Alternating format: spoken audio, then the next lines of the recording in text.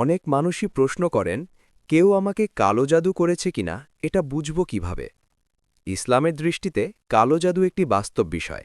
তবে একই সাথে এটাও সত্য যে প্রতিটি কষ্ট, অসুস্থতা বা সমস্যাই জাদুর কারণে হয় না। কোরআন ও হাদিস আমাদের শিখিয়েছে, আন্দাজ বা সন্দেহের উপর ভর করে সিদ্ধান্ত না নিয়ে আল্লাহর দিকে ফিরে যেতে। কোরআনে আল্লাহ বলেন, হারুত ও মারুতের মাধ্যমে মানুষ জাদু শিখত, কিন্তু তারা কাউকে ক্ষতি করতে পারত না আল্লাহর অনুমতি ছাড়া। অর্থাৎ জাদু থাকলেও তার ক্ষমতা সীমিত, আর সবকিছুই আল্লাহর নিয়ন্ত্রণে। তাই প্রথম কথা হচ্ছে, অকারণে কাউকে দোষ দেওয়া বা মনে মনে ভয় তৈরি করা ঠিক নয়। তবে রুকিয়া শারিয়ার আলোকে কিছু লক্ষণ আছে, যেগুলো কখনো কখনো জাদু বা শয়তানি প্রভাবের সাথে সম্পর্কিত হতে পারে। যেমন হঠাৎ করে ইবাদতে অস্বস্তি লাগা, নামাজ বা কোরআন পড়তে গেলে অকারণ ভারী লাগা, মন অস্থির হয়ে যাওয়া। কোরআন তিলাওয়াত শোনার সময় অস্বাভাবিক মাথা ব্যথা, বমি ভাব, বুক ধড়ফড় করা বা অজান্তেই কান্না চলে আসা। ঘন ঘন দুঃস্বপ্ন দেখা, বিশেষ করে সাপ, কবর, আগুন বা কাউকে তাড়া করতে দেখার মতো স্বপ্ন। দাম্পত্য জীবনে হঠাৎ তীব্র ঝগড়া, অকারণ ঘৃণা বা দূরত্ব তৈরি হওয়া, যেখানে বাস্তব কোনো কারণ খুঁজে পাওয়া যায় না।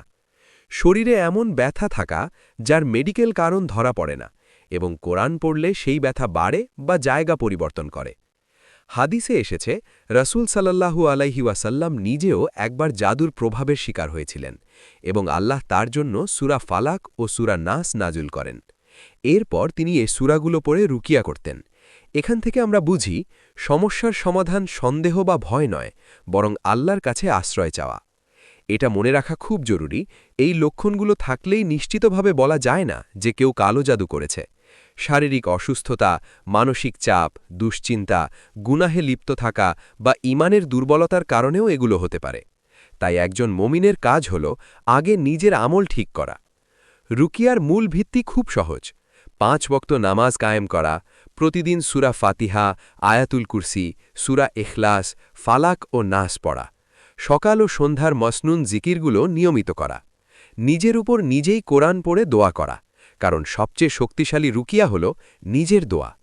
আল্লাহর উপর পূর্ণ ভরসা রাখা এবং মনে দৃঢ় বিশ্বাস রাখা যে কোনো জাদু, জিন বা শয়তান আল্লাহর ইচ্ছা ছাড়া ক্ষতি করতে পারে না।